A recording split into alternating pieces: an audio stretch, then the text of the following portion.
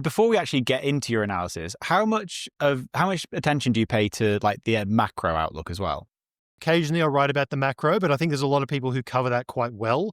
My podcast diet is macro, macro, macro, macro, because it's the biggest puzzle that there is, right? How the world ticks over. And so for me, that's personally fascinating. So whilst I don't explicitly write about it that often, sometimes I'll include it because it's sometimes really important. But generally speaking, I kind of process that in the background.